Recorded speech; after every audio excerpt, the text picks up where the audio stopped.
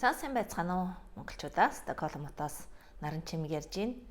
Би та нарт өнөөдөр ямар мэдээлэл өгөх гэж байна вэ гэхээр байнгын оршин суух зөвшөөрөл авахд нөгөө орон сууц ямар шаардлагатай вэ, хэрэгцээтэй вэ гэдэг талаар мэдээлэл өгье гэж бодож байна. Тэгээд ойрд ерөөсөө мэдээлэл оруулсангүй ерөнхийдөө маш их завгүй байсан. Ер нь та нар мэдж байгаа хаа ямар ч завгүй байсан юм байна. Тэгээд ямар ч бас би энэ нөгөө мэдээлэл хийхийг өгье гэж бодсон бэ гэхээр би энэ талаарх мэдээллийг урдныхаа бичлэгүүдээр бас тодорхой хэмжээгээр мэдээлэл оруулсан. Тэгээд энэ оруулсан мэдээллийн маань хүмүүс ерөнхийдөө жоохон одоо сайн бүрэн гүйцэд ойлгоогүй, жоохон буруу ойлголт авчихсан. Түүнээсээ болоод ингээд нэлээд хямарцсан ч юм уу санаа зовцсон байдалд орчихсон явж байгаа хүмүүс бас нэлээд байх шиг байна. Ийм учраас энэ талаарх мэдээллийг бүр тусад нь мэдээлэл болгоод оруулчихъя гэж бодсон юм аа. Тэгээ энэ юу вэ гэхээр ер нь бол нөгөө би ямарваа нэгэн мэдээллийг оруулахдаа тийм ээ ямар нэгэн улс суурьтай, баталгаатай та нартай жоохон ч гэсэн тус олчих байх гэсэн үднээс энэ мэдээллийг оруулдаг. Тэгээд миний оруулж байгаа мэдээллийг бас сайн нөгөө тогтож, сайн үзээд, сайн зөвөр ойлгохыг хичээе гэж байгаараа. Тэгэхгүй нөгөө хальт молт сонсоод тийм ээ одоо буруу ойлголт авснаасаа болоод ингээд бас нэлийн одоо өөртөө хүндрэл үүсгэх юм уу санаа зовчихсон одоо яах вэ гэдэг сэтгэл санааны хувьд бас нэлээд хямралд орчихсон явж байгаа хүмүүс байна гэж байгаа байхгүй. Тэгэхээр ерөнхийдөө тавьж байгаа мэдээллийн маань хүлээж аваад тийм ээ зөвөр хүлээж аваад бүр ингээд өөрийнхөө амьдралд хэрэгжүүлээд бүх юма зохицуулчихсан хүмүүс байна. Бас зарим нэг энийг хүлээж авчгаад бусад хүмүүстэй тарааж байгаа ч хүмүүс байна. Энэ мэдээллийн маань ер нь ингээд аваад хэрэгжилж байгаа хүмүүс маань ерөнхийдөө нэг бараг 3 хэсэгт хуваагдчих гадлах шиг байна л да. Нэг нь болохоор мэдээлэл бол шууд одоо ойлгоод тий хүлээж аваад амьдралдаа хэрэгжүүлж гисэн нөгөө хэсэг нь одоо хоёр дахь хэсэг нь болохоор ерөнхийдөө жоохон эргэлзээд яах вэ гэдгээ бодож байгаа. Гурав дахь хэсэг нь болохоор бүр энэ мэдээллийг бүр тис хөндлөнд ташаа ойлгочхоод түүндээ одоо нэлийн түүнээс болоод өөртөө хүндрэл үүсгээд сэтгэл санаа хямруулчихсан явж байгаа хүмүүс бас байж лээ л да. Тэгэхээр энэ юу вэ гэхээр нөгөө хөдөлмөрийн гэрээнд бүгдээрээ ингээд хамрагдж байгаа хүмүүс бүгдээрээ мэдж байгаа бах те эхний 2 жилийн одоо оршин суугч зөвшөөрөл авчхаад дараа нь дахиад түүнийг 2 жилээр сонгуулдаг тийм ээ 2 жилээр сонгуулад ингээд одоо 4 дахь жил дээрээ дахиад сонгуулах болдог шүү дээ. Ингээд 4 дахь жил дээрээ дахиад сонгуулахад юу шаардлагатай байдаг вэ гэхээр мэдээж 4 дахь удаагаа сонгуулахад нөгөө байнгын оршин суугах зөвшөөрөл болж хуурах юм байдаг шүү дээ. Тэгэхээр энэ тохиолдолд мэдээж тавигдж байгаа нэлээх шаардлагууд байгаа. Тэрийг бид урдаад яах вэ тийм ээ бүгдээрээ мэдж байгаа. Зөвхөн орон сууцны тал дээр ямар байдаг вэ гэдгийг би одоо хэлээд өгье. Энд болохоор энэ бас гэр бүлтэй хүн ганц бие байгаа хүмүүс дотроо ялгаатай. Ганц бие байгаа хүмүүс явж байгаа тийм ээ одоо жишээлбэл ганц бие эрэгтэй ч хүн байна, эмэгтэй ч хүн байна тийм ээ.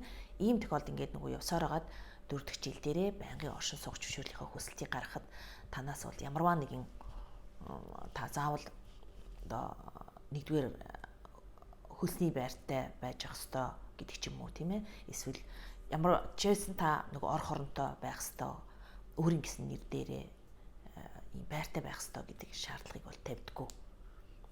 Ганц бие хүнд ийм ерөөсөө орон сууцны шаардлага тавьдаггүй юм. Харин гэр бүлтэй хүн ч мэдээж үр хөвгтэй болно.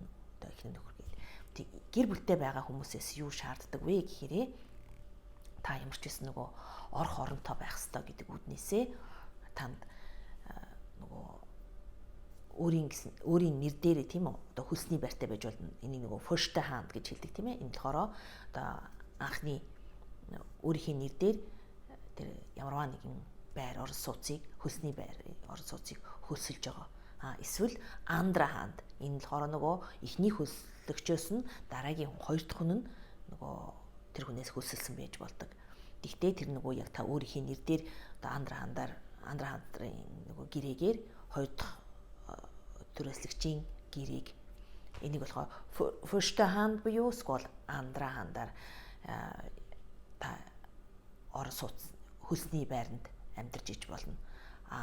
Эсвэл мэдээж та мөнгөтэй болвол өөрийн гэсэн хувийн байр худалдаад хувийн орон сууцтай байж болно шүү дээ. Худалдаад авчихсан байж болно. Тэгэхээр нөгөө мэдээж Стокгольмд орон сууцны маш их хүндрэл байдаг тийм ээ.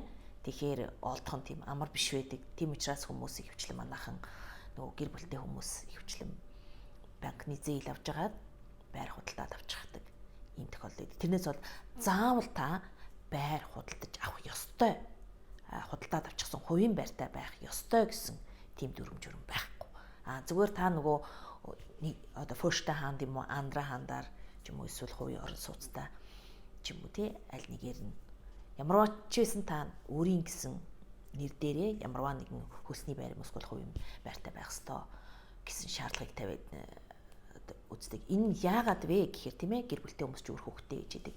Яагаад тэр чинь хүүхдийн асуудал явж байгаа учраас хэрвээ та нөгөө ямарваа нэгэн өөрийн гэсэн одоо орон сууц байр байхгүй бол тэр хүүхдийн эрх зөрчигдөөд байна. Тэгээ энэ нийгэм рүүгээ ороогүй байна гэж үзсний үндсэн дээрээс тэр байнгын оршин суугч зөвшөөрлөгч нь олгогддгүй юм. Тэгэхээр би дахиад тавтаад хэлчих тийм ээ. Ганц биеэрээ явж байгаа хүмүүст бол ийм орон сууцны шаардлага тавьдаггүй. Гэр бүлтэй байгаа хүмүүст бол та ямар ч байсан first hand, андра хандаар тэ нэгдүгээр хөлслөгч буюу хоёрдугаар хөлслөгчийн гэрээтэйгээр орон сууцтай байж ах хэвээр. Хэрвээ та боломжтой бол нөгөө хувийн байр бас худалдаад авчихсан та нарын нэр дээр байж их юм бол эн чинь танд нөгөө оршин суугч зөвшөөрлийг чинь байнгын оршин суугч зөвшөөрөл болох авах эрхний чинь тавигддаг нэг шаардлага нэг юм. Тэрнээс манайхан болохоор одоос та надад мөнгө байхгүй би байр худалдаж авч чадахгүй юм чи яана гэж шаналсан явж байгаа хүмүүс байна гэж байгаа байхгүй. Тэгэхээр өгж байгаа мэдээллийн минь зөв талаас нь хараад зөв ойлгоод өөртөө яах вэ гэдэг зүйлээ хийх хэрэгтэй байх шүү тийм ээ. Тэгэхээр би дахиад тавтаад хэлэхэд ганц биеэрээ явж байгаа одоо хүмүүс байнгын оршин суугч зөвшөөрөл авахд орон сууцтай байх ёстой гэсэн шаардлагыг бол тавьдаггүй. Гэр бүлтэй байгаа хүмүүс нь тэгээ энэ ч өөр хүүхдийн асуудал яригдж байгаа учраас тэр хүүхд өөрийн гэсэн одоо байнгын одоо ая тухтай аюулгүй байдлыг хангасан гэр оронтой байх ёстой гэдэг үүднээс гэр бүлтэй хүмүүст та ямар нэгэн байдлаар тийм үү таны нэр дээр одоо эйжент аавч гэсэн тийм ээ таны нэр дээр түрээсийн байрны тийм нэгдүгээр одоо түрээслэгчээр юм уу эсвэл хоёрдугаар дамжсан хоёр дахь түрээслэгчээр ч юм уу нэртэйгээр түрээсний байртай юм уу эсвэл та хувийн орон сууцны боломж чинь байвал худалдаад авчихсан байвал эн чинь тавигддаг нэг шаардлагын нэг юм шүү. Тэгэхээр одоо хүн болгон заавал байр худалдаж авах ёстой гэсэн шаардлага болоод биш юм шүү. Ямар ч байсан та нөгөө орох оронтой манайх монголоор бол тий орох оронтой оож хаяхтай байх ёстой. Нийгэм рүүгээ орсон байх ёстой. Өөр хүүхдийнхээ аюулгүй байдал буюу тав дахьтай байдлыг хангасан байх ёстой гэдэг үүднээс гэр бүлтэй хүмүүсээс тийм шаардлага тавьдаг юм шүү.